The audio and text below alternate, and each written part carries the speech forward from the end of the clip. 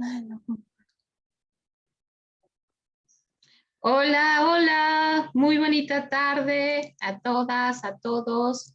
Nos da mucho gusto verlos el día de hoy. Y pues bueno, hoy continuamos con nuestro webinar dedicado al tema de los mares y las costas. Y este tema que tiene que ver mucho con el tema del cambio climático tiene mucha relación con lo que hemos visto en estos últimos días, la costa y cuáles son estas relaciones ecosistémicas alrededor del cambio climático. Y pues hoy tenemos a nuestra invitada estrella, la maestra en ciencias Arely Nájera González, que por no decir menos, sí, ella es la presidenta de Ecologízate al 100, es de las fundadoras de este proyecto y que pues bueno, ahora por fin la tenemos de este lado de la cámara, que nos da mucho gusto. Y bueno, para que quien no la conozca un poco, ella es licenciada en biología y también en comunicación y medios por la Universidad Autónoma de Nayarit. Es maestra en ciencias para el desarrollo, la sostenibilidad y el turismo por la Universidad de Guadalajara y actualmente es estudiante de doctorado en ciencias en biosistemática, ecología, manejo de recursos naturales y agrícolas en el Centro Universitario de la Costa en la Universidad de Guadalajara. Su labor como investigadora se centra en el área de planificación territorial, aptitudes turísticas, turismo alternativo, vulnerabilidad de las zonas costeras, cambio climático e impactos antropogénicos. Es miembro estudiante de la red de desastres asociados a fenómenos hidrometeorológicos y climáticos. En sus siglas es REDESCLIM, y lo pueden encontrar en Facebook y algunas redes sociales también. Y la red temática de estudios multidisciplinarios de turismo, el REMTUR en sus siglas. Ella, bueno, ya lo mencioné al inicio, ella forma parte de la mesa directiva de Ecologízate al 100 y por varios años también fue miembro de la Asociación de Scouts de México en la región occidente. Fue ganadora del Premio Nacional a la Juventud en 2011 y representó a México en el Foro Juvenil del Patrimonio Mundial celebrado en Camboya en 2013. Así como la ven de joven, tiene una trayectoria muy interesante, ha participado en muchos congresos de diferentes tipos, en general educación ambiental, ha sido tallerista también de diferentes temas enfocados no solo a la investigación, sino a crear líderes ambientales y un trabajo muy interesante de divulgación.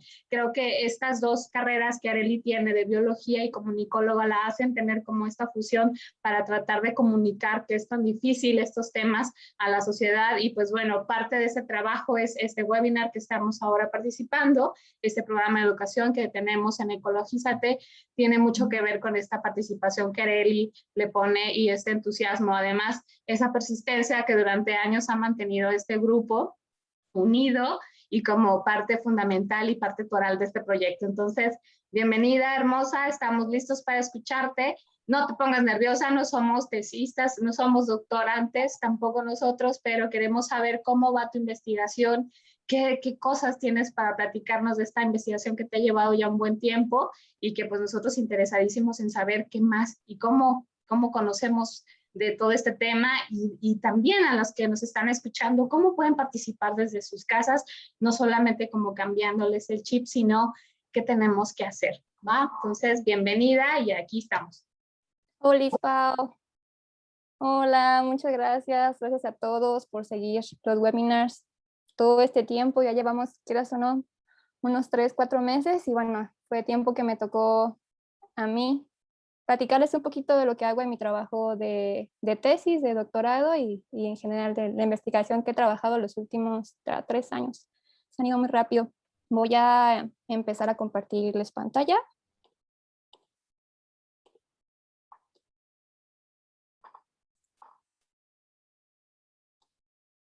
Ya estamos aquí, ¿me ves bien?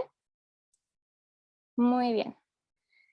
Entonces, a esta plática le puse cambio climático y unos ricos camarones en San Blas, Nayarit.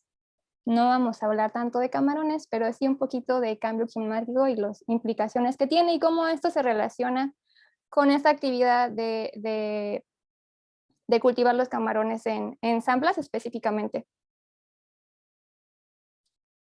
Vamos a empezar por el principio. ¿Qué es el cambio climático?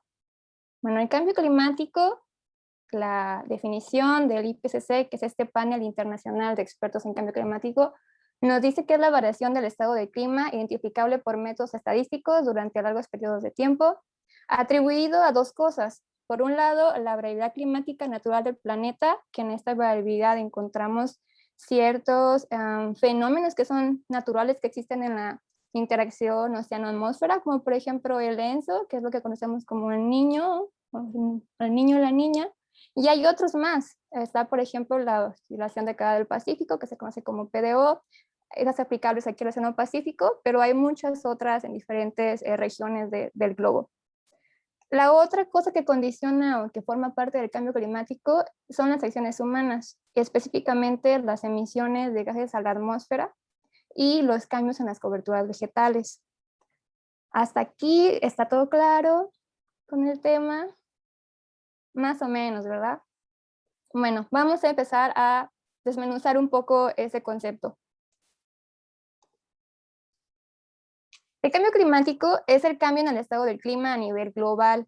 Este es visible y persistente durante un periodo prolongado de tiempo. ¿Cuánto tiempo es un periodo prolongado de tiempo? Pues más o menos se estima que 10 años o más es como podemos considerar que estamos hablando del cambio climático.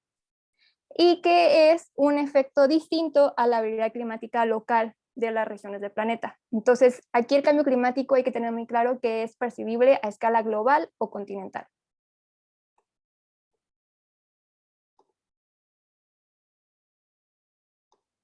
Del otro lado tenemos a la variabilidad climática.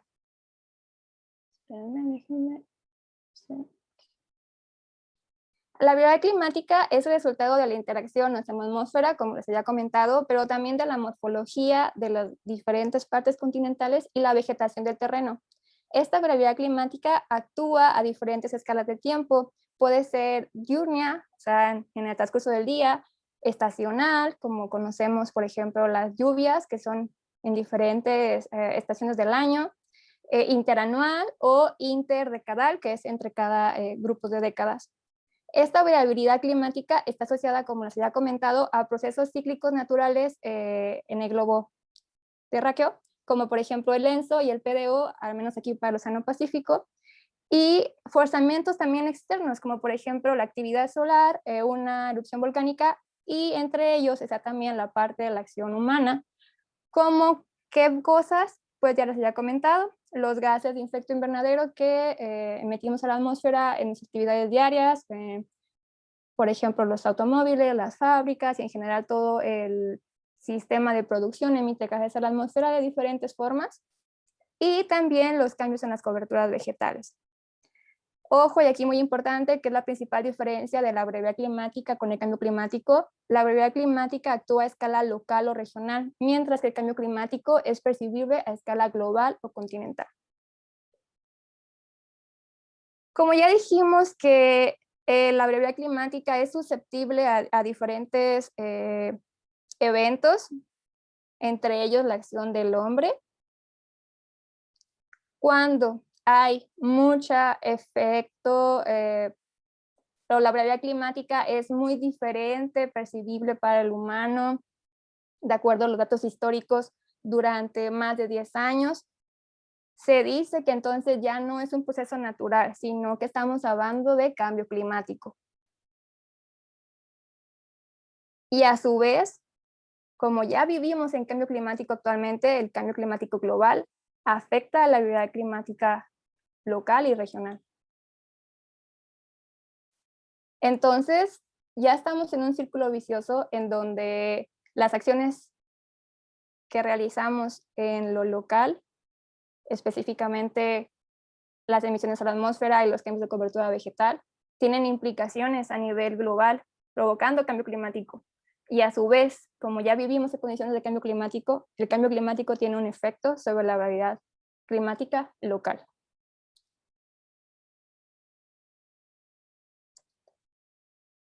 Todo es culpa del hombre, es decir, el cambio climático es acción del hombre. Pues miren, aquí hay una discusión un poquito fuerte todavía, a pesar de que ya se tienen muchos datos. La comunidad científica no se ha puesto de acuerdo aún. 60% dice que sí, que el cambio climático es acción del hombre. Y esto porque se ha comprobado que la reducción de coberturas vegetales tiene impactos a largo plazo en la variación del clima local. Y como ya lo vimos, variaciones en el clima local repercuten en el clima global. También porque se ha comprobado que las altas concentraciones de gases a la atmósfera podrían modificar la intensidad y duración de estas señales de variabilidad climática natural, como les comento que es el ENSO o el Niño. Y también se ha comprobado que hay una correlación directa entre el aumento de emisiones de gases a la atmósfera y el incremento de temperatura global entre 1 y 1.5 grados. Esto con datos que se tienen de los 60 a la fecha. Sin embargo, aún con estos hechos, el 35% de la comunidad científica no está tan seguro de poder decir con toda certeza que el cambio climático es culpa del hombre. Y esto se debe a varios cuestionamientos. Por ejemplo, se cuestiona que es un periodo muy corto de tiempo para asegurar si se trata de un proceso climático o un forzamiento antropogénico. El hombre realmente tiene muy poco tiempo en el planeta como para saber si nuestra acción está provocando cambios en el clima o si esos cambios en el clima van a ser cíclicos. Quizá hayan escuchado de que estamos entrando en un periodo de enfriamiento, que es un periodo natural. Otros hablan de un periodo de calentamiento, que es un periodo natural, pero no lo sabemos con certeza. Sin embargo, sí sabemos que hay una correlación directa, al menos de 1960 para acá, con la acción humana y los cambios en la temperatura global. Otro de los cuestionamientos que se plantea este 3% que dice y afirma que no es culpa del hombre, es que no hay un rigor teórico y metodológico del tratamiento de los datos. Quizá han oído hablar que la estadística puede ser manejada de acuerdo a quién está procesando la información y con qué método lo están haciendo. También es cuestionable, sin embargo, volvemos a la misma. Hay más datos sólidos que nos afirman que sí hay una relación directa entre la acción del hombre que los que nos afirman que no o que nos meten en duda. Y por último, hay algunas teorías un poco fuera del paradigma que nos habla que la variación natural del planeta o otros cambios que estamos teniendo es por actividad solar. Y como les decía, en vez de estar provocando un calentamiento, realmente estamos provocando un enfriamiento y estas concentraciones de gases a la atmósfera están contrarrestando ese enfriamiento, por así digamos, natural que se cree en esta teoría y están haciendo que la Tierra siga siendo habitable. Entonces, en este punto de vista, el ser humano es como el salvador que está ayudando a mantener esta atmósfera calientita de tal forma que pueda permitir la vida.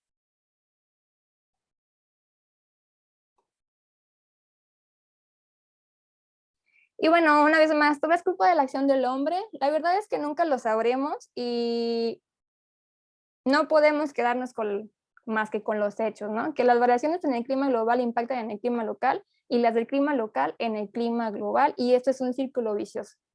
Y que en ambos sentidos existe una causal ligada con las actividades humanas, específicamente las gases los gases que emitimos a la atmósfera y los cambios en las coberturas vegetales. Así que tenemos que hacer algo. ¿Qué es lo que se propuso? Bueno, se propuso esta alternativa al modelo de desarrollo que veníamos arrastrando, que es ahora el desarrollo sustentable, que de hecho ya hay muchas teorías nuevas más, porque esta teoría de desarrollo sustentable se implementó a finales de los 80s, principios de los 90s, y bueno, ya han pasado más de 30 años y no vemos claro que funcione. Entonces ya también hay otras teorías alternativas a esta, pero casi todas se basan en lo mismo, ¿no? Que podamos tener un equilibrio entre la sociedad, la economía y el medio ambiente. Y en este preámbulo, pues tendríamos que conservar primeramente las coberturas vegetales y entre ellas también las coberturas vegetales marinas, por así decirlo, todo lo que tiene que ver con la parte del mar, reducir nuestras emisiones a la atmósfera, que esto implicaría cambiar el sistema de producción y por ende cambiar nuestro estilo de vida. Y bueno, aquí es donde es muy cuestionable, ¿no? Creo que no todos estamos tan cómodos con cambiar nuestro estilo de vida. ¿Por qué las coberturas vegetales son tan importantes? Básicamente se resume a esta imagen que tenemos de este lado.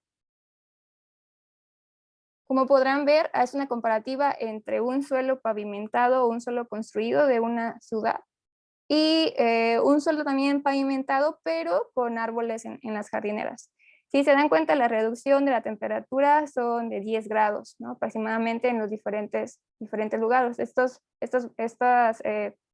rangos varían, ¿no? De diferentes zonas, pero más o menos simplifica lo que les voy a comentar a continuación.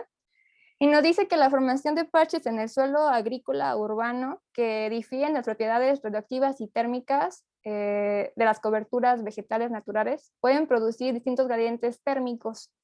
Y estos gradientes térmicos influir en circulaciones de mesoescala. Circulaciones de mesoescala son las circulaciones que están en la atmósfera a alturas más altas, por así decirlo, provocando a largo plazo variaciones en temperatura. Esto quiere decir que si ustedes construyen una carretera, no van a ver las implicaciones que tengan en el clima en 2, 3 años, ¿no? Las vamos a ver a largo plazo. Estas condiciones a largo plazo estamos hablando de 10 años quizá. Y las variaciones en temperatura, por ende, tienen también o provocan variaciones en la precipitación que antes no eran observadas en el clima regional. Las personas que investigaron esta parte de cómo los parches de uso de suelo agrícola, uso de suelo urbano han afectado las circulaciones de mesoescala o han producido estas variaciones en temperatura, lo han hecho principalmente en América Latina, específicamente en el Amazonas. Entonces se tiene comprobado que sí hay un efecto cuando quitamos la cobertura vegetal a largo plazo sobre la variabilidad climática de un lugar. Entonces, un lugar sin árboles provoca cambios en la variabilidad climática local. Y como ya lo hablamos, la variabilidad climática local repercute en la variabilidad climática global. Y a largo plazo podemos decirle que es parte del cambio climático.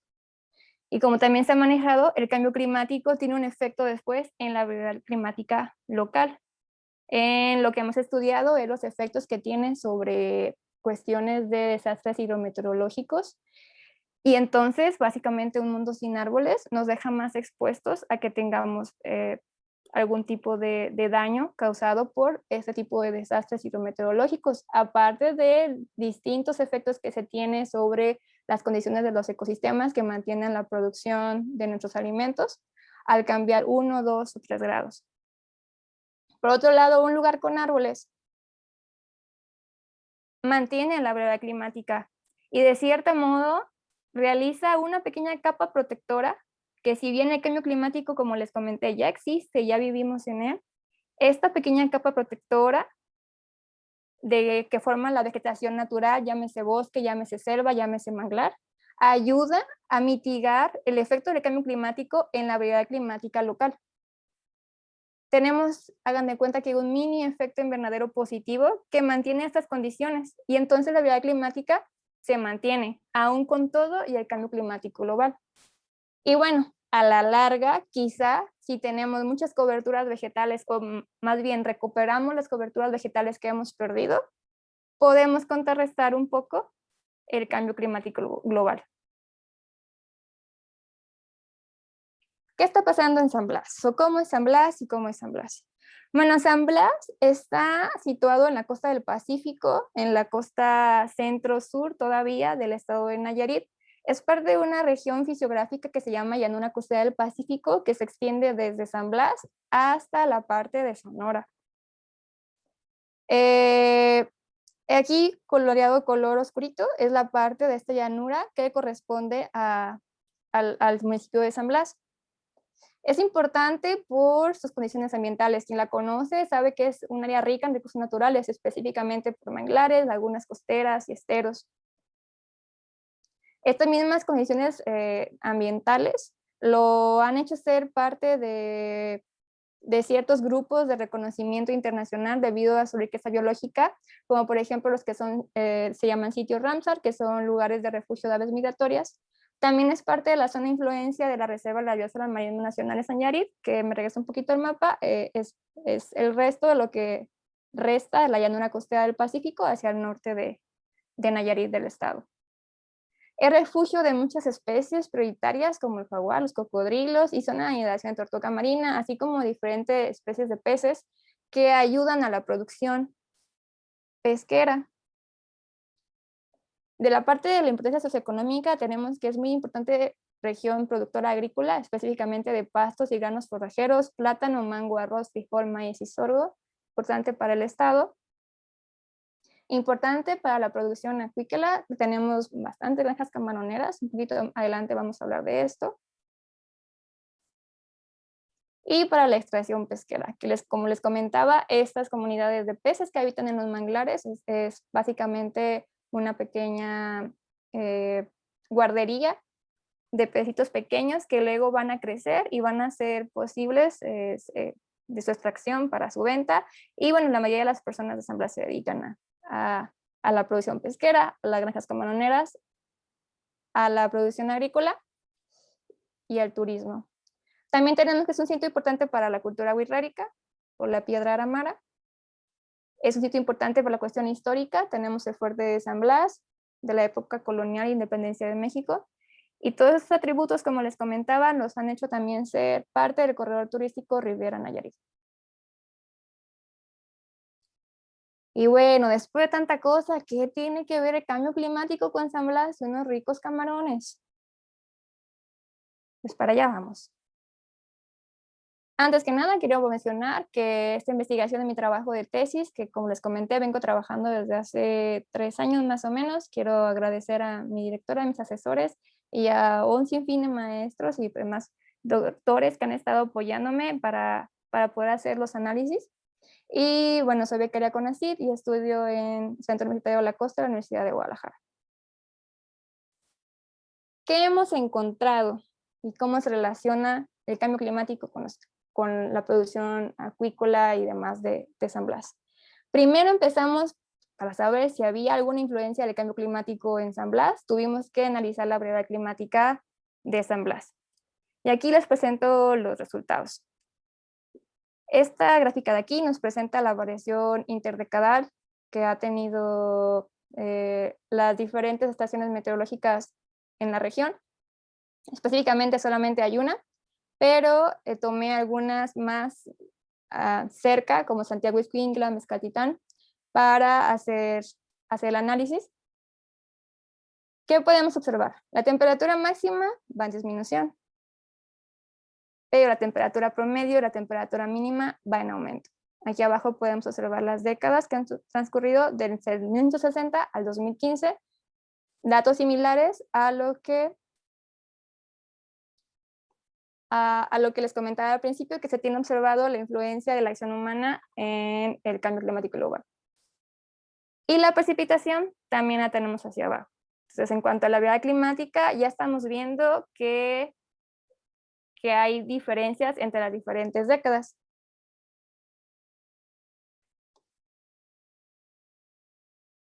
Como ya supimos cómo se comporta el clima y cómo se comporta la precipitación, queremos ver qué cosas de la variabilidad climática influyen en esta precipitación y a esa temperatura.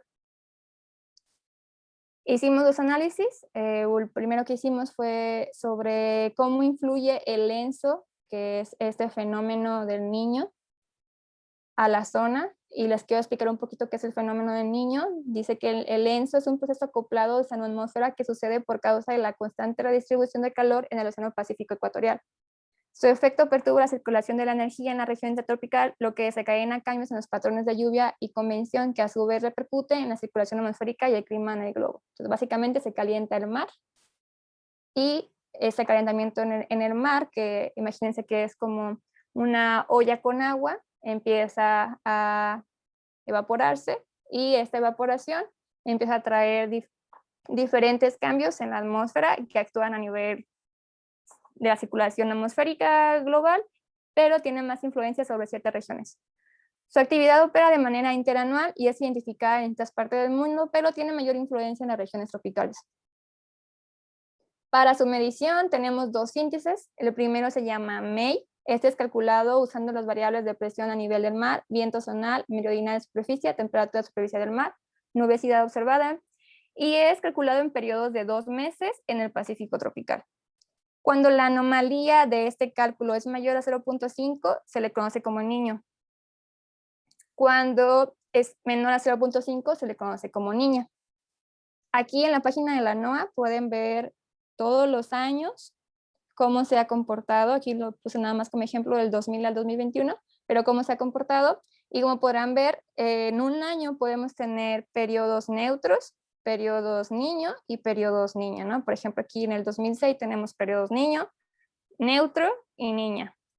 Entonces, no sé si han escuchado que dicen, ¿este año va a ser año niño? Pues sí, va a ser año niño cuando en la predicción, porque de alguna manera sí se puede predecir, hay más periodos niño, pero eventualmente podemos también tener periodos niña dentro del mismo año.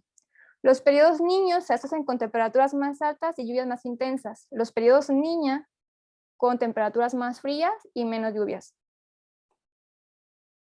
Similar al anterior, el otro índice con el que se calcula ENSO se llama ONI y es calculado a partir de las anomalías de la temperatura superficial del mar registradas en periodos de 3 meses. Entonces, a diferencia del MEI, el MEI es en periodos de 2 meses y son varias variables, y el ONI nada más es una variable en periodos de 3 meses en la misma región del Pacífico tropical. Y la condición es la misma. También en la página de la NOAA pueden encontrar el contenido histórico y las predicciones de ONI, y viene siendo lo mismo, ¿no? Anomalías mayores 0.5 niño y menores 0.5 niña. ¿Cómo está afectando el niño y la niña a esta zona de la llanura costera de San Blas? Aquí les presento estas gráficas de correlación. Tenemos que en temperatura máxima las correlaciones mayores son los meses de verano, al igual que con las temperaturas promedio. Y las temperaturas mínimas tienen mayor correlación los meses de invierno. Haciendo otro análisis de probabilidad, tenemos en resumidas cuentas que cuando hay periodo niño, tenemos entre 30 y 35% de probabilidad de que la temperatura aumente de 0.7 a 3.1 grados. Y cuando tenemos periodo niña, tenemos de 40 a 48% de probabilidad que la temperatura disminuya de 0.5 a 3.2 grados. Haciendo una correlación de las anomalías de temperatura con ENSO, tanto en MEI como ONI, tenemos que los últimos 15 años tuvieron mayor correlación. Si se fijan, se alcanza a ver, pero la línea punteada es el índice MEI y la línea más oscura es la temperatura promedio. Y es casi similar. Los picos son muy similares, aunque en diferente intensidad. Y lo mismo se observa para ONI. Entonces tenemos que la correlación con esos fenómenos han sido mayor los últimos 15 años con las anomalías de temperatura en la región de San Blas.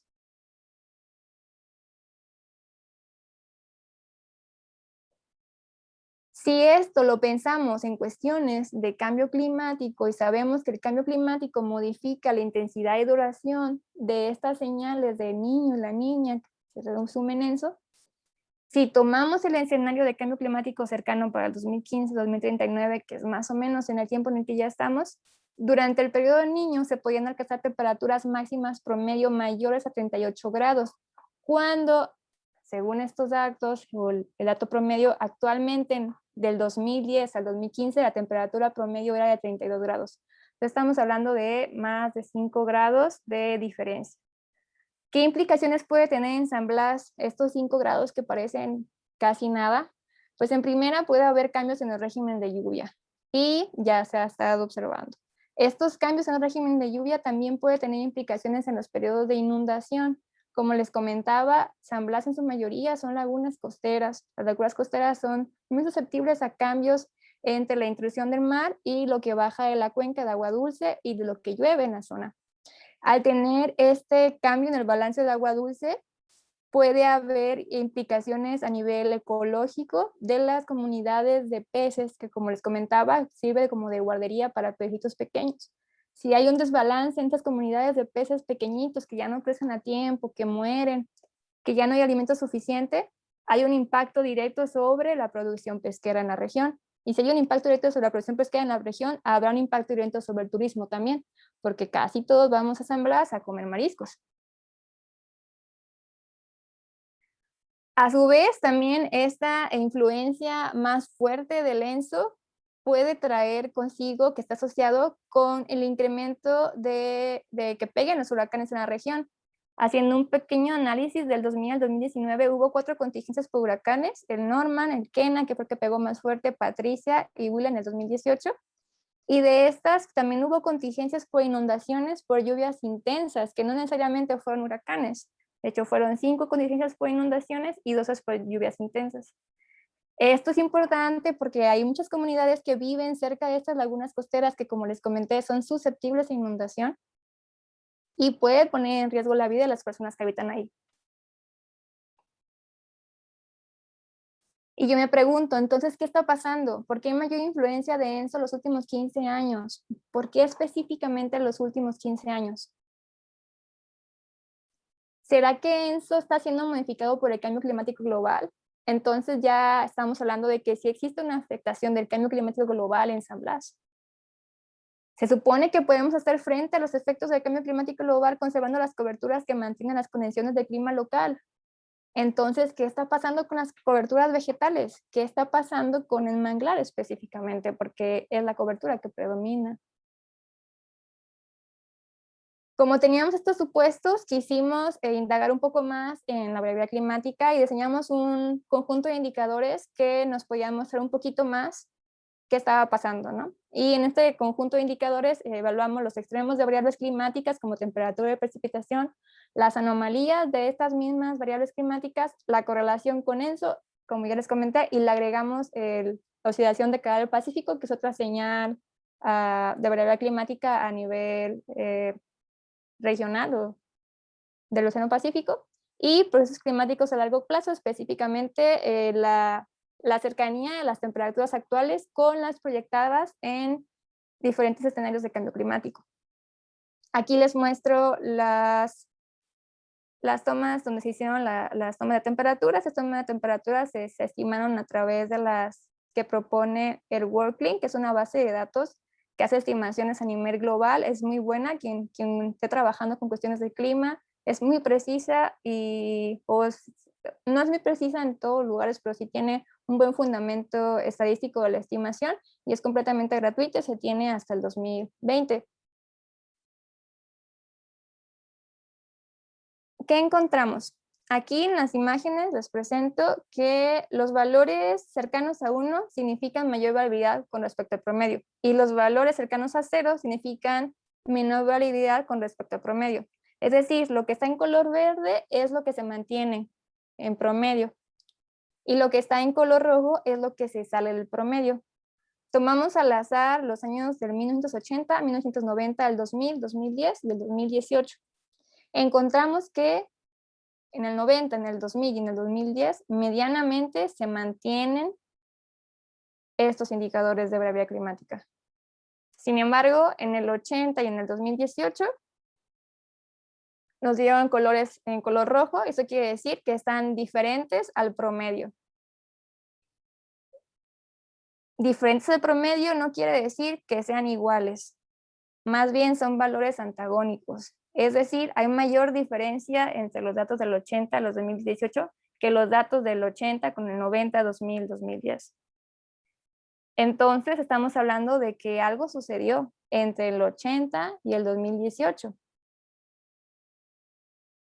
Las coberturas vegetales mantienen el clima local. ¿Qué está pasando con las coberturas vegetales? ¿Y qué pasó específicamente en estos años?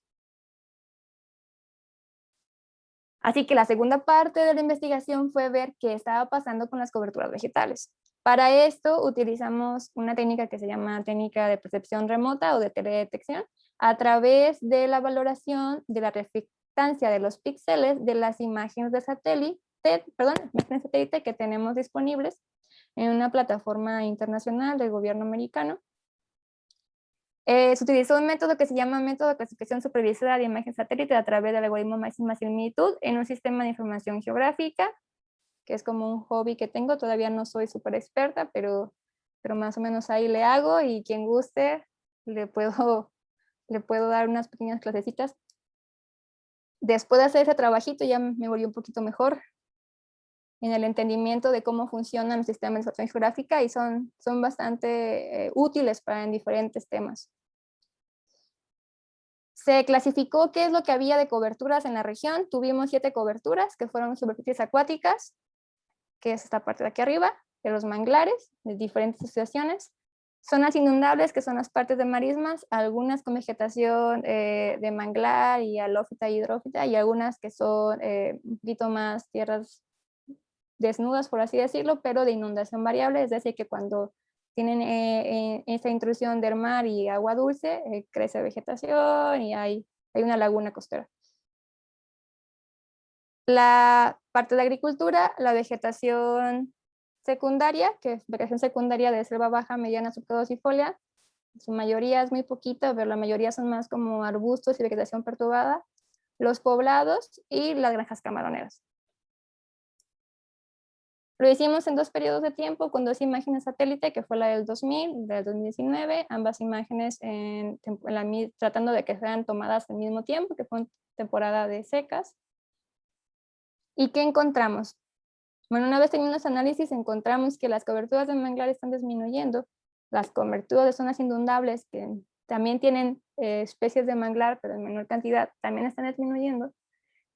La agricultura está aumentando y sobre todo están aumentando las granjas camaroneras, al menos en estos periodos.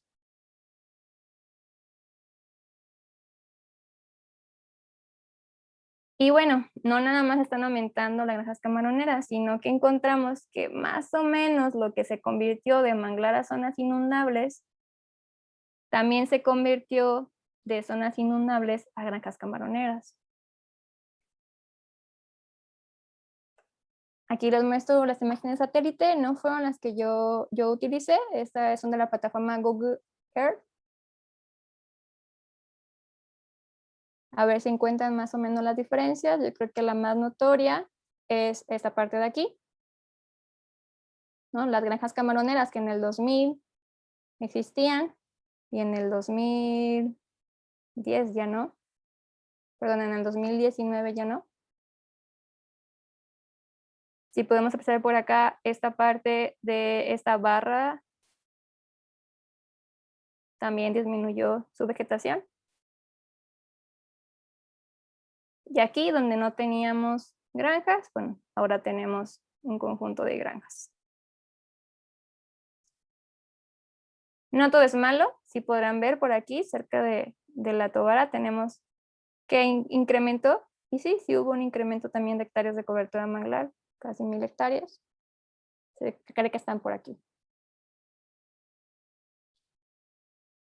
Aquí agregué la imagen del 90 para que se den cuenta cómo estaba antes de que estuvieran las granjas camaroneras. Todo aquí son zonas inundables. Acá tenemos las granjas camaroneras y bueno, la otra imagen que les mostré en el 2020. Un pequeño comercial. Esta herramienta de Google Earth sacó un pequeño como herramienta dentro de la herramienta, por así decirlo, donde tú pones una zona en el mapa y te hace una combinación de imágenes satélite tomadas en el periodo de tiempo similar para que veas la comparación de cómo han cambiado las coberturas vegetales. Cuando no tengan nada que hacer, métanse a Google Earth y vayan más o menos donde vivan, cómo ha cambiado, tiene del 80 al 2020. La verdad es que es muy triste ver que en algunos lugares las coberturas han perdido mucho, pero también es bonito ver cómo en algunos otros lugares también se ha recuperado. Entonces, en conclusión de este análisis del cambio de cobertura y uso de suelo en San Blas, tenemos que aunque directamente la camonicultura no está desplazando la cobertura de manglar por deforestación, como se ha hecho en otros lugares o por lo que se sataniza en otros lugares, de acuerdo a lo que te obtuvimos, los resultados nos dicen que se hay una afectación de forma indirecta y esto posiblemente está asociado a la distribución de agua dulce en los canales de las lagunas costeras. Me regreso un poquito aquí, a la parte de acá del mapa, donde tenemos la afectación principal es en esta zona y posiblemente está condicionado por los cambios que hay en esos canalitos de aquí.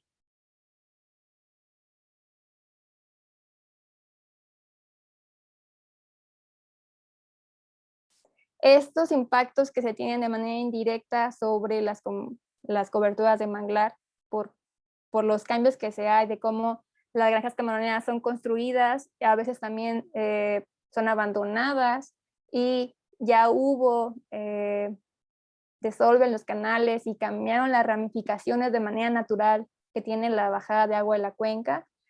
Se ha estudiado en otros lugares y se sabe que es un impacto recurrente y que no se tiene tan medido como los impactos que se tienen directamente que hay sobre la deforestación. ¿Por qué? Pues porque la cuestión del agua, que yo no soy experta, es un poquito difícil de evaluar cómo baja la escorrentía de la cuenca y cómo de veras, es difícil de comprobar que de veras sean las granjas camaroneras las que están causando estos cambios, pero bueno, evidentemente, en mi punto de vista, sí lo es. Sí es la construcción de las granjas camaroneras y sobre todo el abandono también de estas, los que están cambiando los cambios en los regímenes de los canales. Y si a esto le agregas que hay un cambio en el régimen de lluvia y como ya lo vimos, hay menos lluvia, bueno, eventualmente habrá un impacto sobre la cobertura vegetal y específicamente el manglar, que es resistente, pero no todas las especies lo son. También se encontraron otras transacciones que voy a destacar, como por ejemplo la actividad de agricultura desplazó algunas zonas inundables, específicamente aquellas zonas inundables que ya no tienen acceso a agua dulce y que quedan descubiertas, se vuelven tierras desnudas y entonces los que tienen al lado su parcela dicen, bueno, vamos haciendo un poquito más para allá y vamos también cultivando de este lado. Entonces se pueden cultivar para allá también, que aunque son suelos que tienen un poco de sal, por así decirlo, también tienen mucho la influencia del delta del río Santiago en una parte, que es la parte más pegada para acá, bueno, aquí no se ve, pero es la parte más pegada para acá, y que llegan a compensar un poco y sí se pueden extender. Y también lo que más las usan es para ganado, porque estas zonas inundables, bueno, no se quedan con coberturas vegetales como arbustivas, más bien se quedan con coberturas vegetales arbustivas y bueno, la gente mete ahí el ganado. Y también se ha habido afectación en la vegetación secundaria, pero que como es muy poquito, no puse tanta atención en esta parte de la investigación. También hubo un aumento de los poblados, que esto fue mayormente transición de zonas agrícolas a poblados, y bueno, no hay mucho impacto, por así decirlo, aún. Recordemos que es una zona turística, toda la franja costera está dentro del decreto de Rivera Nayarit y bueno, ahí va poco a poquito, como muy a la sorda, el desarrollo, pero seguramente en el futuro también será una acción que impactará sobre las coberturas vegetales. Entonces, ¿ya les quedó claro qué tiene que ver el cambio climático con San Blas y unos ricos camarones? Si no, bueno, vamos a hacer un poquito aquí de resumen de todo lo que hemos hablado. Volvemos a una de las primeras imágenes. Un lugar sin árboles tiene posibilidad de que su radiación térmica sea diferente o mayor a la que sea un lugar con árboles. A tener esta radiación mayor puede haber implicaciones en la variabilidad climática local que pueden provocar el cambio climático global. Y como sabemos que el cambio climático global actúa en lo local, pues tendremos otro tipo de implicaciones que ya veníamos platicando. Y un lugar con árboles tiene el efecto contrario, crea una pequeña capa protectora que protege y protege la variabilidad climática local. Pues igualito que con los árboles, funciona con el manglar. Una zona sin manglar, una zona de tierra desnuda, una zona de inundación que ya no le llega agua porque se modificaron los canales por construcción de granjas camaroneras. Será una zona que tenga un gradiente de radiación distinto a una zona con manglar y con agua. Por lo tanto, esto provocará cambios en la vida climática local, que ya lo veníamos viendo. Más aparte, lo deja desprotegido del cambio climático global. Como veníamos platicando, el cambio climático global afecta directamente sobre los diferentes procesos cíclicos naturales del planeta, como el Niño, el ENSO, y los últimos 15 años que coinciden con los años en los que se incrementaron las grasas camaroneras, ha tenido mayor influencia que antes no tenía. Eso quiere decir que esta zonita de protección que nos daban los manglares se está perdiendo en San Blas y estamos más desprotegidos a los efectos del cambio climático. Y todo por acción indirecta de la camaronicultura. Una vez más, ¿por qué son importantes estos manglares? Pues en primera crean esta barrera que les comentaba. Esta barrera capaz de hacer frente a los efectos del cambio climático global sobre la variabilidad climática local. En segunda, son suministros de carbono azul. Así se le llama a estos lugares donde la conjugación entre coberturas vegetales, el carbono almacenado en la biomasa, en el suelo y en el agua, forman un reservorio de carbono que se tiene que mantener porque en cuanto se pierda, este carbono se va a la atmósfera. Y recordemos que las emisiones a la atmósfera es parte de lo que provoca el cambio climático global y cambios en la variabilidad climática local. ¿Cuánto carbono está ahí secuestrado? Bueno, según diferentes investigaciones que se han hecho, más o menos está entre 40 y 160 toneladas por hectárea en el suelo, y secuestrada en biomasa tenemos que están más o menos 490 toneladas de carbono por hectárea. Y esto es mayor a lo estimado en otras regiones de manglares en México. Ojo, esto es importante. Por otro lado, las coberturas de manglar también liberan metano en cantidades muy bajas. Estas cantidades aumentan cuando el suelo está desnudo. Es decir, si nosotros seguimos cambiando los regímenes de afluencia natural del agua dulce en la cuenca, si nosotros seguimos modificando los canales, si hay variaciones de precipitación, habrá, más bien, estará más tiempo sin inundación en manglar, y esto provocará que estén emitiendo poquitas cantidades de metano en muy bajas cantidades, y esto repercute en lo contrario a lo que queremos, que es mantener el carbono secuestrado, y sobre todo que el metano es todavía un gas un poco más alarmante que el carbono. También nos dan protección hacia los efectos hidrometeorológicos. Esta imagen me encanta porque se ve clarísimo cómo es esta barrera protectora que les comentaba, no nada más del clima en la atmósfera, sino también del mar, ¿no? Previene la erosión del mar sobre la costa y nos mantiene protegidos de inundaciones porque de alguna manera amortigua. Otra cosa por la que es importante, purifica el agua. Y al purificar el agua estamos hablando sobre todo de las aguas negras. Aquí en San Blas, por si no lo sabían, la mayoría de las comunidades tienen fosas sépticas. Las fosas sépticas, de determinada manera, son buenas, siempre y cuando se les dé un buen tratamiento, pero bueno, no se tienen ese tratamiento, y ya se ha encontrado que hay infiltración de pequeños coliformes y demás partículas de la caca en los mantos acuíferos y en las lagunas. El estudio que revisé lo tienen en esta parte de la Tobara, y bueno, está por arriba de los niveles que se conocen como neutrales o todavía niveles considerados buenos para la recreación humana, y de eso no se habla. Los manglares ayudan mucho a filtrar esta agua. Ya se habla de que se puso una planta de tratamiento de agua allá en San Blas, pero todavía tengo mis dudas de que funcione porque el 80% de los hogares no tienen drenaje. Entonces, ¿cómo ponen una planta de tratamiento de agua si no tienen drenaje? Es raro el desarrollo de repente. Y también, como les platiqué, es hogar de numerosas especies, sobre todo esta guardería que les comento de las pequeñas especies de peces que después salen al mar y crecen. Entre ellas es guardería de camarones. Entonces es donde se crían los camarones también, que después salen al mar o se mantienen en los esteros. Esto es controversial, ¿no? ¿Cómo construyen granjas camaroneras que acaban con los camarones que viven en el mar y los esteros de forma natural, además de otras especies que soportan la producción pesquera? ¿Por qué lo están haciendo? Me pregunté yo, ¿no?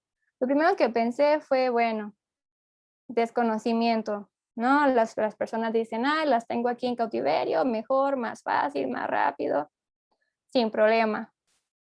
Y eso me llevó a pensar que se trataba de codicia. Claro, más camarones significa más venta de camarón, en todos lados se come camarón, lo exportamos, lo hacemos, lo vendemos en Tepic, lo vendemos aquí en los restaurantes. Y sí, pero también eso me llevó a pensar en que hay necesidad. Y bueno, finalmente yo concluyo en que es una condición que viene de las tres, tanto el desconocimiento como de la avaricia, como la necesidad de las comunidades que ya habitan. Y es un poquito complejo, y para esto me regresé un poquito a la investigación histórica que se hicieron varios autores sobre el puerto de San Blas, y nos habla de que iniciaron como un asentamiento indígena, vinculado originalmente a la agricultura. Después cambiaron a ser un puerto mercantil, a finales del siglo XIX. Posterior, por los 1920, después de la repartición agraria, se convirtió en un territorio agricultor, sobre todo de frijol, plátano, maíz. Algo pasó durante esta época que se vieron forzados a pedir, algo pasó a nivel nacional que fue una pérdida económica de apoyo al campo, entonces se vieron orillados a pedir otro tipo de inversión privada y, por ejemplo, se cambiaron los cultivos a tabaco, se empezó a incrementar más la cuestión de pesca, se incrementó también la producción de mango y bueno, ahí iniciaron con la producción de camarón. Coincide con las imágenes que les mostré, cuando todavía en 1990 no existían las granjas camaroneras, habían algunas pocas, pero empieza como este boom de la producción de granjas camaroneras después de los 90 y esto en su mayoría fue por inversión privada. Y bueno, ahorita está en un proceso de transición sobre si nos continuamos con esta parte de producción agropecuaria y acuícola o si brinca el territorio hacia una región turística como se lo han prometido desde hace muchos años, ¿no? Desde el 2002.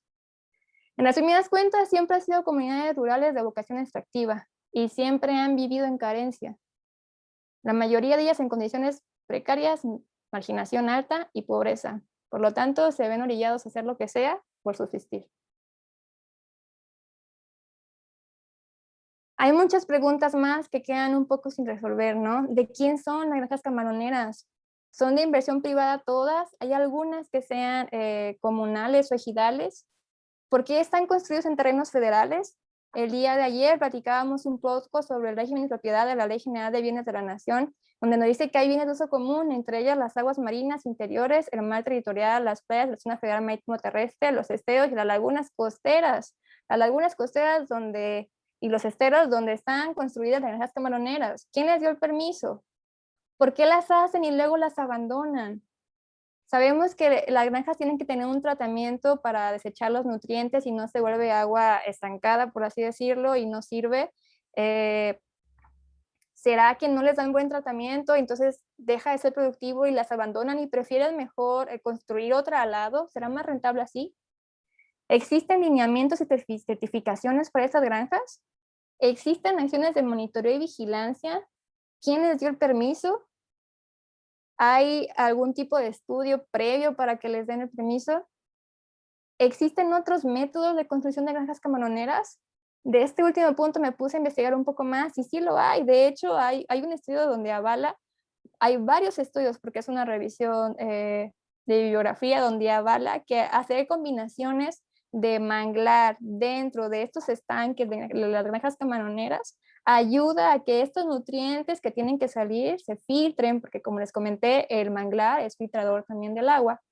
Entonces, de cierta manera, es más rentable tener las granjas con manglar adentro. ¿Por qué no lo hacen? ¿Y de quién es la culpa?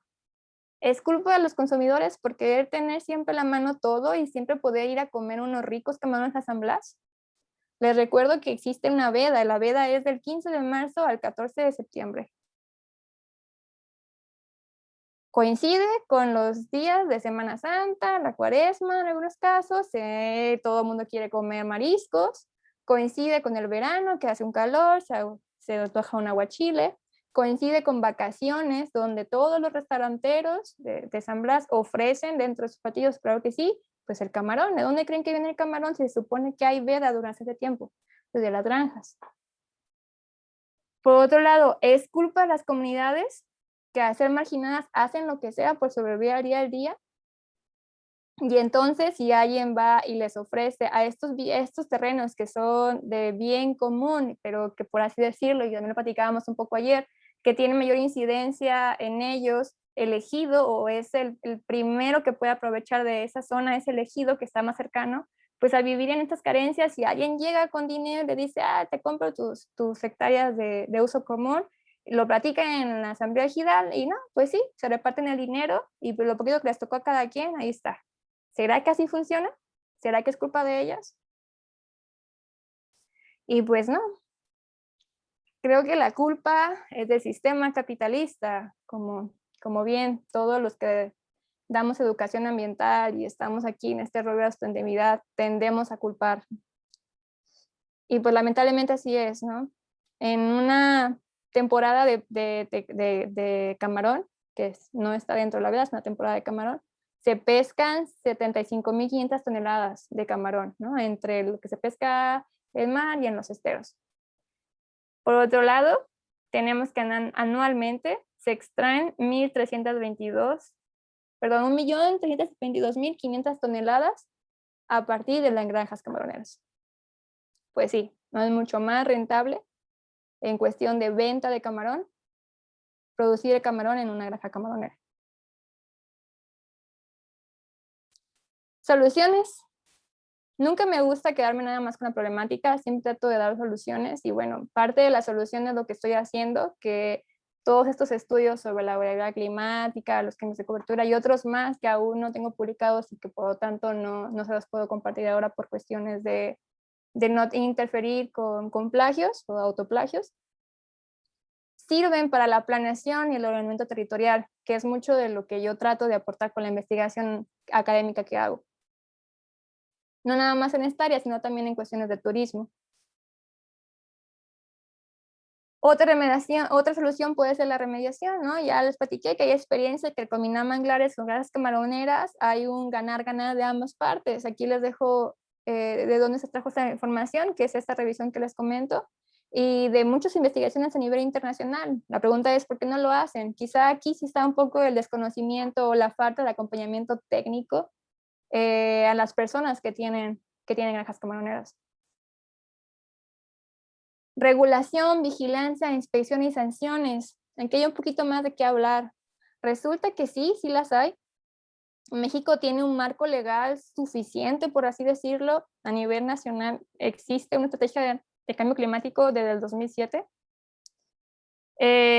También se habló el día de ayer en la plática que estuvo muy buena y se la recomiendo, la tenemos disponible en nuestro canal de YouTube para que la vean, sobre el acuerdo de Escazú y cómo este entró en vigor este año y le va a dar mucho apoyo a toda la parte de la denuncia ambiental y el acceso a la información ambiental. Y al respecto tenemos esta página del INEC, donde hace un pequeño, aparte de tener muchísima información a nivel nacional y estatal sobre cuestiones de vulnerabilidad, calidad del aire, emisión de gases a la atmósfera y otras actividades de educación ambiental o de divulgación, que se las recomiendo, tiene este pequeño resumen de los instrumentos de política ambiental por estado. Y bueno, aquí quiero hacer un pequeño acotamiento donde Nayarit, si ven, es de los que menos tienen, ¿no? Si Nayarit no tiene estos instrumentos, los que existen a nivel nacional no se pueden bajar a nivel estatal. Y ya no me quise ir más para allá, pero también se tienen que bajar a nivel municipal. Y bueno, San Blas está muy carente de instrumentos de política en general. Aunque tenemos un marco legal suficiente, no tenemos un presupuesto suficiente para operar este marco legal. Y aquí hay una contradicción. De acuerdo con esta investigación que se llama Finanzas Sostenibles, es un ranking que hicieron a nivel Latinoamérica para ver cuántos ingresos entran a los países por diferentes actores internacionales que estén etiquetados para promover el desarrollo sustentable y minimizar cuestiones de cambio climático, y cuánto de ese dinero sí se destina o no se destina a estas acciones ya dentro de los presupuestos de egresos de cada país. Y bueno, ¿qué creen que encontraron? Que encontraron que México es el país latinoamericano que más dinero recibe etiquetado para cuestiones de desarrollo sustentable, que proviene de diferentes organismos internacionales. Sin embargo, es de los países que menos dinero destinan a cuestiones de sustentabilidad. Entonces ya no me cuadra.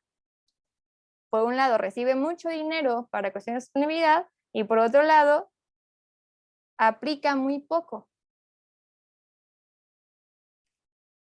Y aquí les traigo una pequeña anécdota de cómo es que esto sucede y no nada más queda aquí en datos, sino que realmente sucede. Fui a solicitar información a través, lo solicité a través de esta plataforma en internet que se la recomiendo, que es esta, Instituto Nacional de Transparencia, Acceso a la Información y Protección de Datos Personales del INAI. Es una plataforma en la que ustedes pueden solicitar cualquier información que sea pública de las instituciones gubernamentales, y ellos deben darte una respuesta a esta información, ya sea que no la tengan, que no sea de su competencia, o que sí la tengan y que te la den. Entonces, yo lo que hice fue, para parte de esta investigación que estoy haciendo en mi tesis, fue solicitar diferente información sobre el municipio de San Blas, Nayarit, a diferentes instituciones. ¿Qué es lo que yo estaba pidiendo? Estaba pidiendo información sobre conservación de recursos naturales, sustentabilidad, cambio climático, emprendimiento social y sustentable, cultura del agua, manejo sustentable de recursos naturales, buenas prácticas agropecuarias, normatividad y otras temáticas similares referentes al cambio climático. Hay mucho de qué platicar respecto de esa experiencia que tuve con las diferentes instituciones de gobierno, pero la que les quiero platicar en este momento es la respuesta que tuve de la Secretaría de Agricultura y Desarrollo Rural a nivel federal. Ellos me contestaron que ellos no eran competentes de esta información, que por favor presentara mi solicitud de información a la Secretaría de Medio Ambiente y Recursos Naturales. Yo dije, ay, qué caray, ¿cómo? ¿Cómo que no son competentes? Sí, nos regresamos un poquito aquí al marco legal suficiente. Desde el 2013, en esa Estrategia Nacional de Cambio Climático, el concepto de cambio climático se supone que se hizo transversal en todas las instituciones del gobierno de México. Y si bien mal lo recuerdan, estaba la Secretaría de Desarrollo Social, la Secretaría de Economía, la Secretaría de Agricultura, y todas tenían diferentes convocatorias, cursos y pláticas referentes al cambio climático. Entonces, a partir de aquí, hubo este parteaguas en el que el cambio climático no solamente era de las instituciones destinadas a la conservación de recursos naturales, sino que era un eje transversal en diferentes actuaciones, porque el cambio climático está relacionado con promover el desarrollo sustentable. Bueno, eso fue lo que les expliqué a la Secretaría de Agricultura y Desarrollo Rural. Sin embargo, ellos se empeñaban en decirme que no era de su competencia y que me refería a la Secretaría de Medio Ambiente y Recursos Naturales. Entonces tenemos que en papel sí el cambio climático es un eje transversal, pero en la práctica las instituciones ni siquiera saben cuáles son sus responsabilidades. Y eso es muy triste, porque tenemos este marco sólido legal, pero no se aplica. ¿Y por qué no se aplica? No lo sé. Todo lo dejan en manos de la protección del medio ambiente, y cualquier cosa que le suene con cambio climático es responsabilidad de la Semarnat. Y la Semarnat lamentablemente no tiene presupuesto.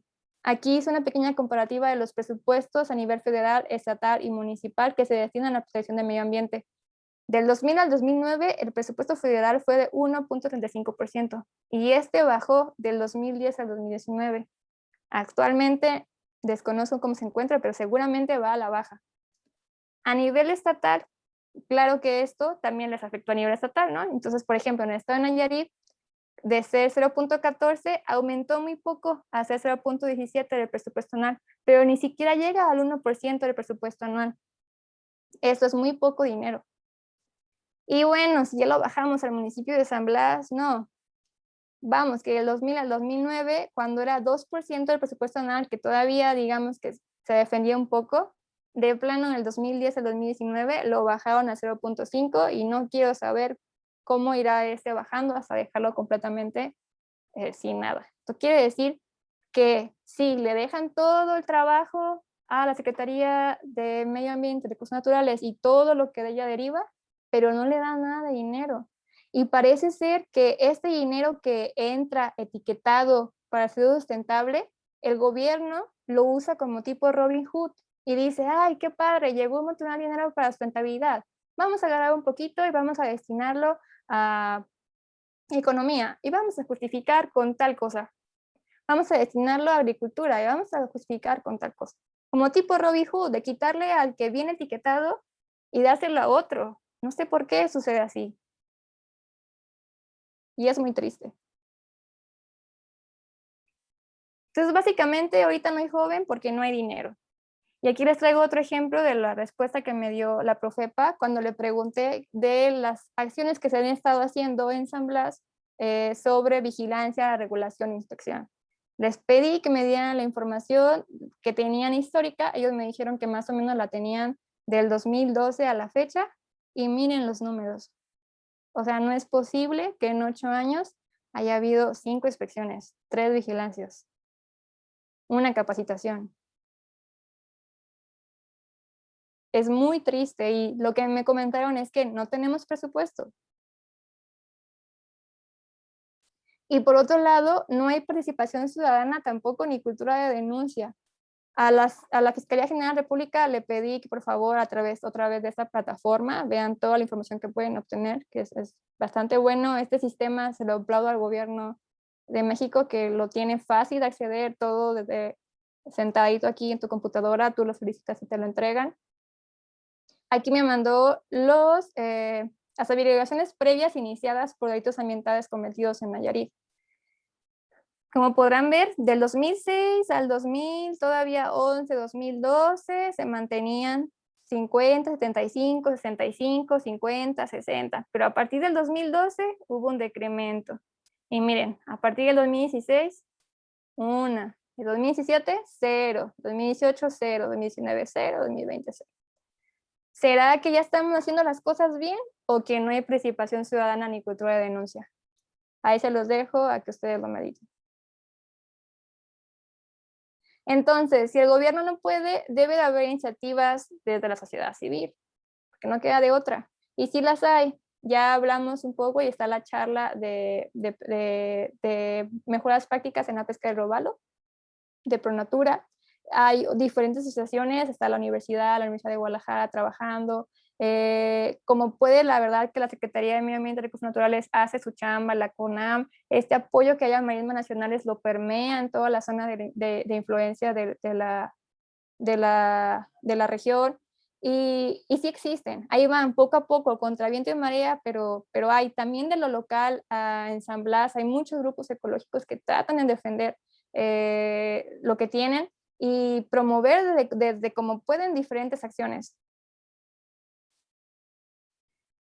Yo me lo planteo así, si el problema salió del capitalismo, también el capitalismo puede estar parte de la solución. Y esto sería a través de iniciativas empresariales y de los consumidores de camarón, que somos todos nosotros. ¿Cuál es la solución? Pues bueno, existen muchos lugares donde se preparan mariscos.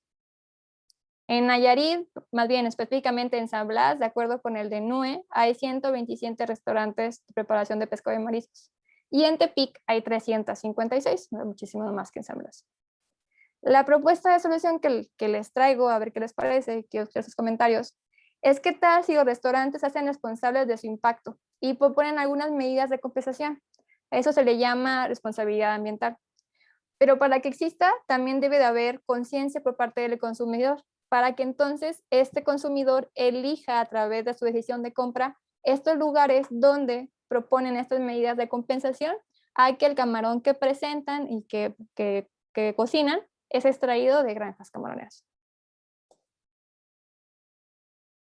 Y sería pues más o menos algo así, ¿no? Un tipo certificación donde ya sea a través de acciones de reforestación o acciones donde la mayoría del camarón proveniente sea de manera libre y que solamente condicionen a ciertos platillos durante la temporada de veda, o que realicen acciones de educación ambiental y que de alguna manera los restaurantes se conviertan en estos líderes de conciencia del impacto que tienen las grasas camaroneras sobre las coberturas de manglar, específicamente en San Blas.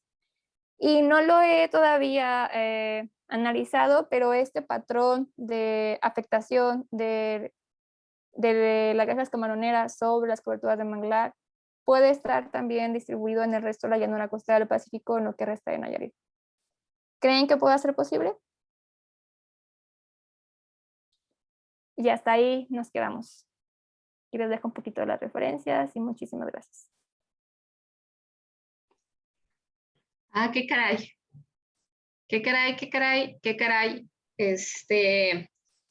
Híjole, están complejas todas estas preguntas y dudas que se estaba planteando o se está planteando Arely desde su investigación y también desde su personalidad, ¿no? Desde ella misma también, porque esta complejidad tiene mucho que ver en el sentido de que intervienen muchos factores. O sea, los datos crudos o los datos rudos que maneja de todos estos documentos que encontró, las estadísticas, la cantidad de grados, todo este cúmulo de información, en el momento en el que lo arrojas en qué sucede en la realidad, te relacionas con todo este grueso también, no solo de instituciones, sino de personas, ¿no? Aquí, independientemente del sistema capitalista, tiene que ver con toda una cantidad de personas que confluyen en que se cumplan o no se cumplan estas intenciones de mejora en el desarrollo o no. Creo que muchas de estas preguntas son válidas, creo que culpables somos todos, o sea, todos. Esto que tú llamabas al inicio como este círculo vicioso, todos nosotros somos parte de este círculo vicioso que Arely al inicio se planteaba solo en esta parte del cambio climático y la variación climática, ¿no? Que uno se depende del otro, tú le bajas más, pero durante más tiempo ya te conviertes en cambio climático y así. Pero nosotros, la sociedad, incluido todo lo que eso necesita, lo tiene que ver, estamos inmersos en ese mismo círculo ya tóxico que la verdad que no sabemos cómo por dónde empezar. Bueno, ahorita hay que pedirle a nuestros oyentes, a nuestros escuchas en Facebook que nos vayan dejando ahí comentarios, pero yo quisiera aventar como el primero. Bueno, creo que primero felicitar a Arely en esta intensidad y esta paciencia que ha tenido por echarse clavado a los datos. Esta experiencia que ella ha obtenido con el sistema de información que tiene el país, yo también le festejo porque eso está para hacer un libro. Yo ahí en algún capítulo le agregaría mi experiencia también en ese tema de búsquedas de información, que es todo un cohete, pero que es tan intenso meterse ese rollo que es como pasar días y estar saque información. Y tercero, felicitar que estos aspectos que ella maneja son muy puntuales. Ahorita ella solo se enfocó en el tema del camarón, pero hay una mil cantidad de especies en las que depende que estos flujos que se ven fraccionados, que se ven fragmentados de estos ecosistemas estén sufriendo. Ella ahorita solo puso ojo para que nosotros comprendiéramos mejor la situación con el tema del camarón, algo muy cotidiano, algo que vas y te quieres ir a comer, vas y buscas y lo encuentras. La sociedad no se pregunta, oye, ¿habrá camarón? ¿Es la temporada de camarón hoy? Para incluirlo en el menú que tenemos que hacer hoy. No, simplemente se le antoja y va por él. Entonces, esta reflexión en la que Arely nos está moviendo hace que también nos preguntemos cuál es nuestra relación en esta gran coincidencia de hechos y de actos que tú bien llamas. Y bueno, una de las primeras preguntas que surgía al inicio eran qué otras especies aparte del camarón se ven afectadas por estos bloqueos de los cuales tú ya hablabas sobre el tema de estos ecosistemas. Y bueno, dice Daniel Galvez Pineda, ¿cuál es el motivo más común que se ha presentado en el abandono de las granjas camaroneras? Creo que también esta pregunta la podemos iniciar partiendo de que efectivamente, como dice Arely, tenemos un grueso muy interesante de macizo legal y que muchas de estas granjas camaroneras no se hicieron ni con sus manifestaciones de impacto ambiental. Hubo un movimiento ahí con la gente que se me hace muy extraño estos de Zagarpa, los de pesca y todos ellos que están ahí juntos, también ahí se meten mucho en el tema de las granjas. Y ellos también empezaron a promover un tema de regularización de granjas camaroneras hace algunos años, como invitando al empresario que por favor regularizara sus números, regularizara sus términos. No sé en qué grado Arely tenga conocimiento de por qué estos espacios se abandonan, pero sí que es mucho más redituable y que hay mucho desconocimiento de estos espacios en el manejo técnico, porque es muy fácil sacar la primer cría de camarón en una temporada, sacar la producción y lo que te costó el socavón, pues ya. Entonces, pues bueno, vamos ahora sí con las primeras intervenciones. Y bueno, Marcela, hace un rato decían que no sabían que Aramara era una piedra, dice Sara Paola, no sabía que Aramara era una piedra. Bueno, no solamente es una piedra, sino todo lo que en la cosmogonía de los pueblos birrábicas significa. Brígido Naya también dice que aquí anda presente, Elena Escoto presente, Luisana Vega. Felicidades, ¿cuál es tu recomendación acerca de cómo llevar a cabo estas acciones de regulación con las granjas de camarón? Híjole, no sé, pero bueno, le vamos a dejar a Arelita todas estas intervenciones. ¿Y qué otras especies se pueden afectar con el incremento de los 3 grados que tú, 3 o 5 grados de los cuales mencionabas, puede tener la zona costera? A ver, Arelita, yo creo que empezamos con esas, en lo que damos chance de que alguien más anote algo, pues no sé, Chuis. Bueno, primero, qué bueno gracias por aguantarme toda esta hora y media que me eché casi de intensidad. Ay, discúlpeme por tanta entusiasmo. Y qué bueno que no son nada de sinodales, porque sus preguntas están medias complicadillas. Bueno, para empezar, yo no soy experta camaronera ni pesquera, como bien lo dijo Paola y me comentaba hace rato, que el tema del camarón era un gancho para que me escucharan, porque quizás si yo les platicaba sobre el cambio climático y las coberturas vegetales y el manglar, ay no, quizás no iba a ser como una plática que les llama la atención. Pero como todos comemos camarón y a cada rato, yo dije, ay, claro, en la implicación de la granja camaronera sobre las coberturas vegetales y aquí puedo engancharlos para que me escuchen.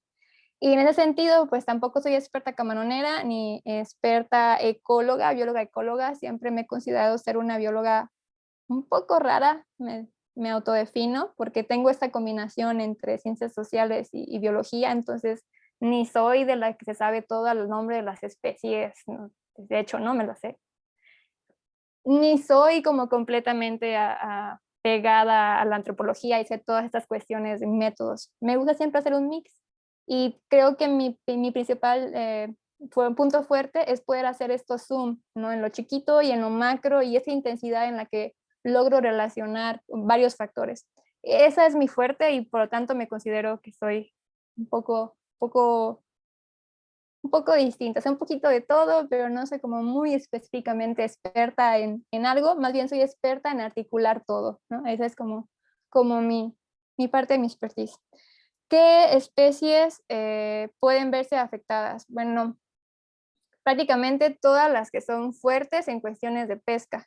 Y esto lo supe entrevistándome con las personas que se dedican a la pesca y ensamblaje, porque es parte de otro de los capítulos de la tesis, es esta parte de cómo las comunidades han buscado formas de adaptación a los efectos que está teniendo la variabilidad climática en la región.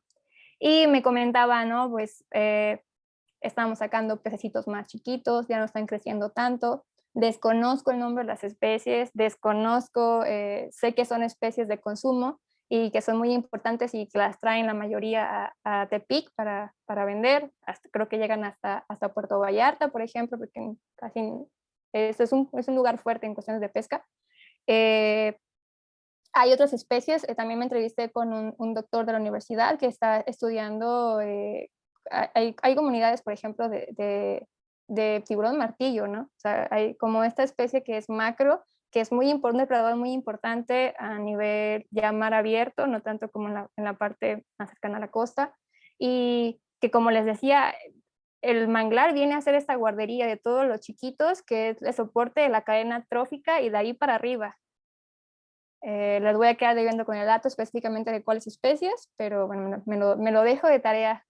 Me lo dejo de tarea y si no, invitaré a alguien para que les platique en otro webinar próximamente, con todo gusto.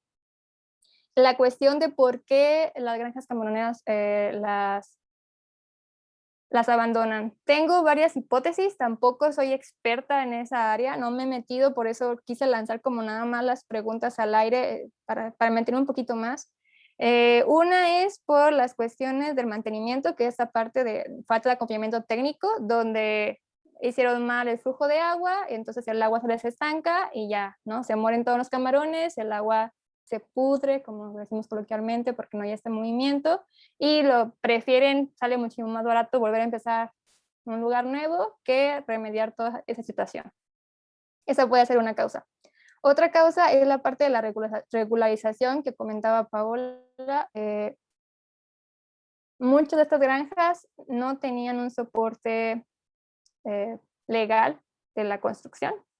Muchas fueron a la y se va, como muchísimas construcciones, no nada más granjas ceremoniales, ¿no? Hay hoteles completos y inclusive hay obras públicas construidas sin estas regularizaciones, y quizá en algún momento a alguien se le ocurrió decir vamos a regularizarlas, y aquí, como dicen, aquí mejor huyó que aquí corrió, no sé cómo está ese refrán, y pues vámonos, ¿no? Y quedan ahí. Ese es el caso de unas granjas que creo que se llaman Aquanova, que por ahí me encontré varios documentos. Inclusive hay una denuncia por parte de un grupo de ejidatarios donde habla de cómo hubo pues como tipo hostigamiento para que soltaran esas hectáreas, porque hay ciertas hectáreas que sí tienen propiedad ejidal. Y fueron útiles mucho tiempo, por ahí de los 90, creo que fueron las primeras que se construyeron, y después se abandonaron, y la verdad es que es un bloque fuerte de tierras desnudas, que algunas están siendo reprobadas por algunas especies arbustes por ahí, y ha habido ya otra vez este incremento de agua, pero otras también son tiraderos clandestinos de basura. Y bueno, estos tiraderos causan incendios, ¿no? Y otro sinfín de problemáticas que van a derivar a las lagunas costeras y al mar.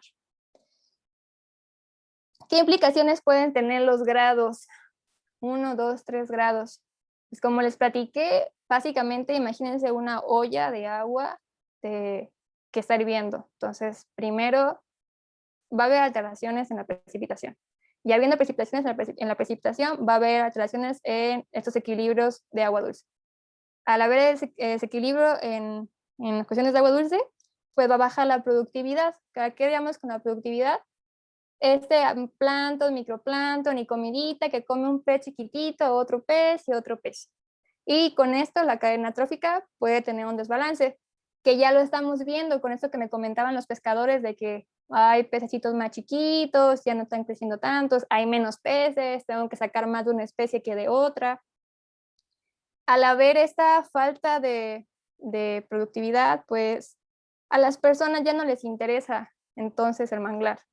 Y como el manglar ya no es productivo, pues, y no nada más el manglar y las zonas inundables o las marismas, como ya no son productivas, pues vamos a hacerlas productivas.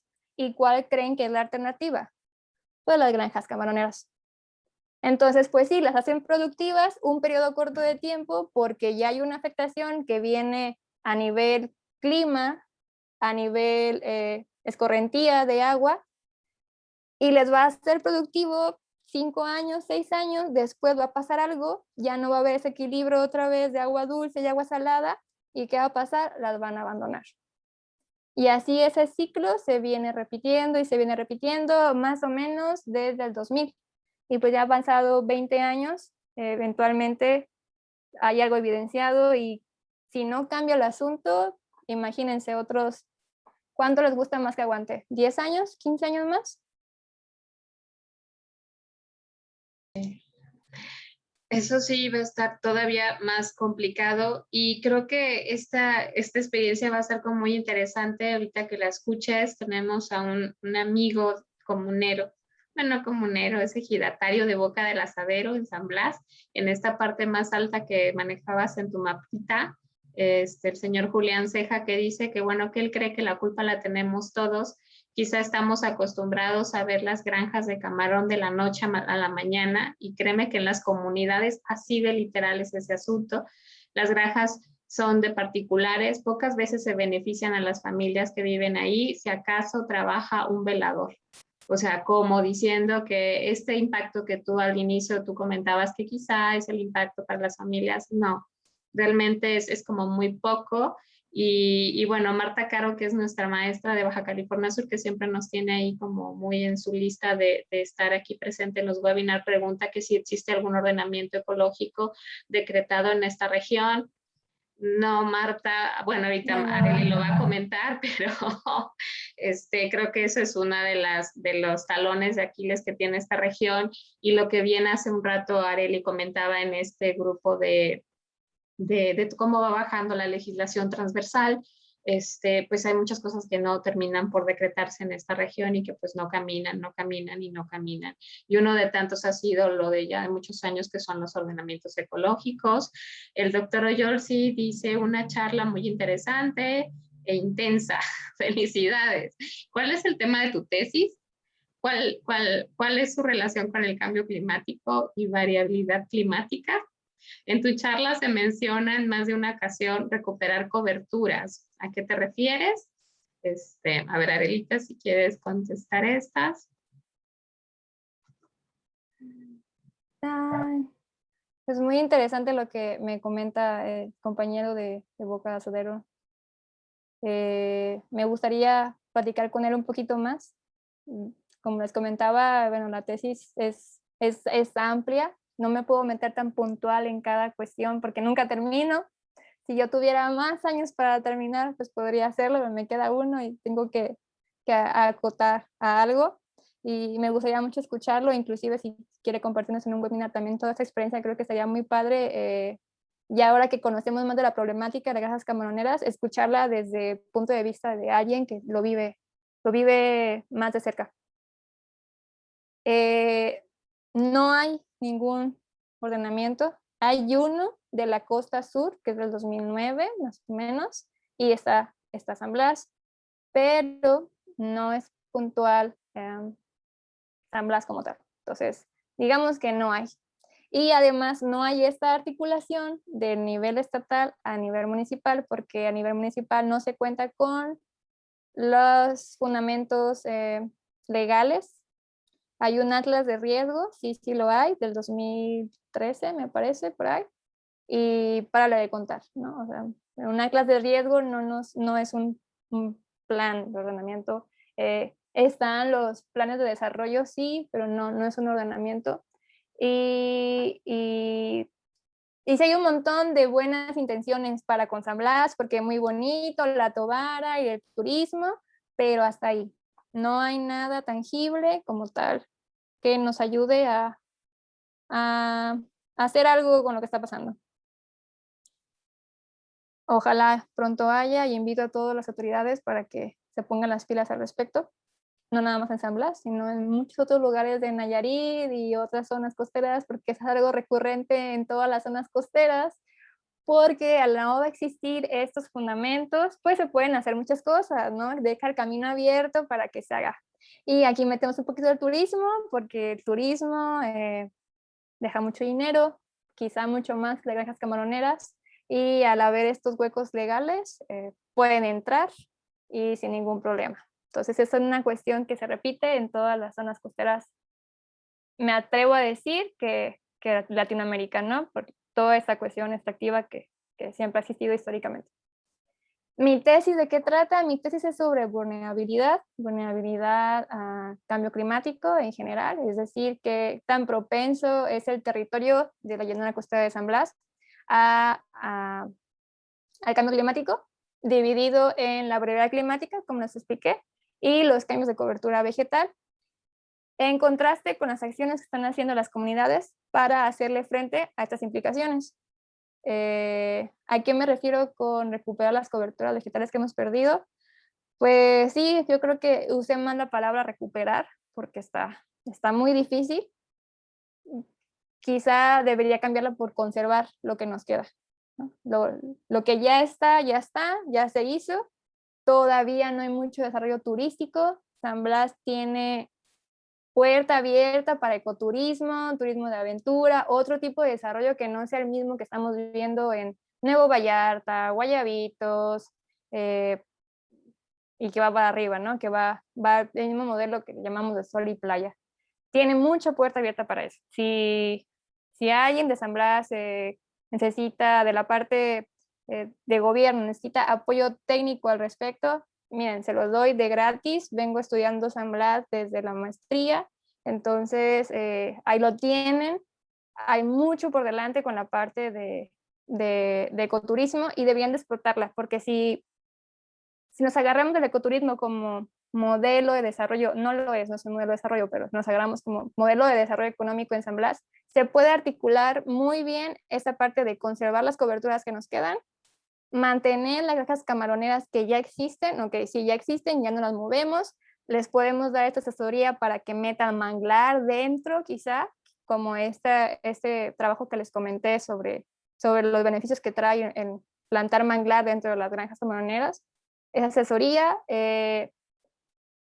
eso posiblemente pueda ayudar un poquito a las condiciones climáticas a largo plazo, no lo vamos a ver en 5 años, insisto, lo vamos a ver en 10, 15, pero puede ayudar un poco.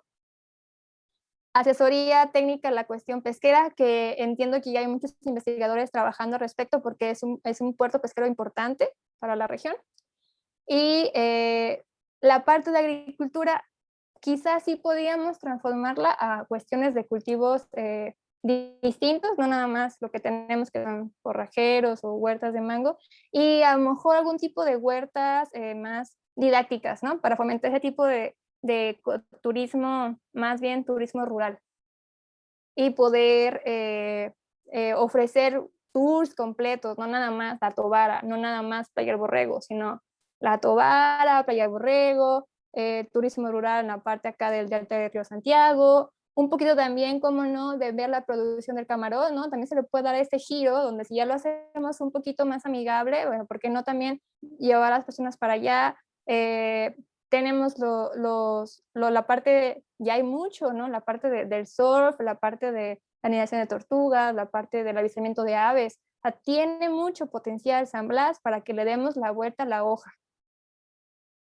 Y creo que estamos en un momento determinante para que esto suceda.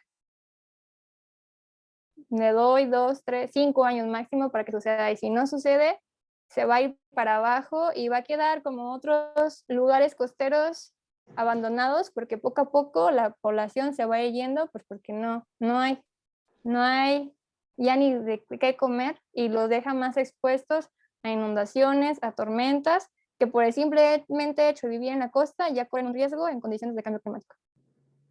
Sí, definitivamente. Te dice Jorge Alberto Erazo Plasencia, dice lo que pudiera ayudar un poco es el ordenamiento acuícola, se supone que sí existe. Excelente presentación. ¿Sabes, Jorge Alberto? Creo que este ordenamiento era como muy voluntario, como de, hey, usted se siente buen ciudadano, ingrese a regularizarse, ordénese, y creo que dijeran aventando como un gol y un golpe al hígado, va a estar muy interesante hablar con las nuevas autoridades del estado de Nayarit en la Cámara de Diputados, porque casualmente el Pipiripau, que es dueño de la mayoría de las granjas de camarón de toda esa llanura costera, va a ser diputado por el Verde Ecologista y es diputado en esta parte de la región de San Blas, Santiago. Entonces, wow, va a ser muy padre tener que hacer, ojalá le vamos a mandar este videito, para que pueda ilustrarse un poco el señor, ay, no me sé cómo se llama su nombre de verdad, el señor diputado Pipiripau, pero él es dueño de gran parte de estas granjas de camarón en Santiago y en San Blas. Y creo que hasta Portuspan tiene entre camarón. Entonces habrá que tocarle la puertita y ojalá, imagínate nada más eso, falta que él también, como es del Verde Ecologista, pues le van a poner todos los temas ambientales. De segurito va a ser el presidente de los temas ambientales Con en el todo Congreso. gusto le apoyamos. Yo creo que hay que darnos una vuelta con el Pipiri, con el señor Pipiri, para que pues ahí a ver cómo regularizamos sus mismas granjas y pues por favor que no haga más, oiga, ¿no? Preguntan que si en San Blas solamente has estado trabajando el tema de la costa o también algo de la selva, que porque en Jalco se ha deforestado mucho para cambiar a meter el plátano Thai, que también se está deforestando selva para meter plátano. Y esto del plátano tiene mucho que ver con lo que Arely decía de todo esto de la compra, qué es lo que se está comprando más, el producto mejor.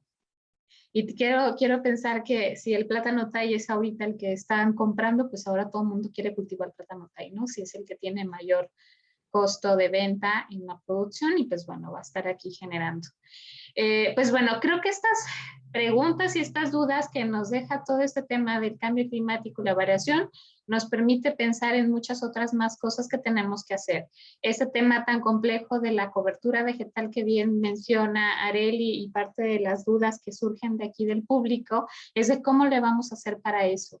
Es muy complejo, pero creo que esa es el principio precautorio, el de saben que ya con lo que está ya, por favor, hay que dejarlo ahí, hay que tratar de mantener, tratar de hacer la menor cantidad de granjas, que es cierto, de la noche a la mañana de manera literal, aparece una, en una noche está la excavadora haciéndola, y ya a los 2, 3 días ya está inundada, sin ni siquiera una cobertura permeable, nada, así directo a la tierra. Entonces, no nos hemos metido en temas de contaminación, de desechos, de cuáles son estos impactos de las descargas que tienen todos estos bloques de gigantes, porque la verdad que son gigantes. Y bueno, también eso atrae a otras especies que quizás no son precisamente migratorias, pero bueno, entonces, pues bueno, vamos a darle ya cierre a esta conversación. Adelita, si quieres dar un mensaje final para hacer el cierre. Sí, bueno, la pregunta de si trabaja otra zona, no, estoy nada más con la parte de la costa por el momento. Si me lo ves, me falta toda la parte de la sierra. Esto del plátano, yo lo había visto y cada vez que vamos a San Blas por la carretera nueva, pues volteamos y decimos, chino, otro cerro más. Y a la siguiente vuelta, otro cerro más que antes era selva y que ahora es plátano, papaya. En cuestiones de cambio climático, pues sigue siendo una vegetación que de cierta manera puede un poquito reflectar la radiación solar, pero nunca jamás será en cuestiones ecológicas lo mismo que una selva, jamás, jamás, jamás, jamás, jamás. Y bueno, más o menos al respecto, mi comentario final sería pensar qué es lo que consumimos. Final de cuentas, todo está regularizado por el mercado. Si lo que tal cosa que consumimos se consume más, eso van a querer producir más y eso se va a subir de precio, y eso se va a vender más y así será siempre. Entonces seamos un poquito más conscientes de lo que consumimos y de lo que desperdiciamos cuando consumimos, porque esa es la otra. No es cierto que el mundo hay hambre en el mundo y que la gente se muere de hambre, no, hay un montón de comida y el mundo es tan dichoso que donde siembres, no en todos los lugares, pero en la mayoría de los lugares, te da algo, pero te da. Aquí la cosa es quién tiene el acceso a esa comida y quién tiene la comida. Entonces también, por favor, no desperdiciamos. Si ya pediste los camarones, acábatelos, no los tires. Porque, ay, no, que 2, que 3 ya no, que ay, ya no quise, que ya no voy a comer, que ay, que San Blas, volteo a ver las charolas y la mitad de aguachile, que porque no me gustó. A ver, también seamos conscientes tanto de lo que comemos como de lo que desperdiciamos y tratemos de llevar un equilibrio. No porque haya gente en otro planeta, en otro lado del mundo que se muere de hambre, no, porque hay una implicación directa sobre nosotros en las coberturas que tenemos aquí cerquita y que repercuten en el clima y que al rato van a estar como yo muriéndome de calor aquí. Eso sería todo. Reflexionemos un poquito más. Bueno, esperemos que este pronóstico del incremento de los 3 y 5 grados, por favor, tarde un poquito más y hay que poner más atención en estos aspectos. Creo que es muy importante esta charla que tuvimos el día de hoy, el conocer no solamente cuál es esta realidad. Mucha gente dice, no, eso del cambio climático no está pasando. Claro que está pasando.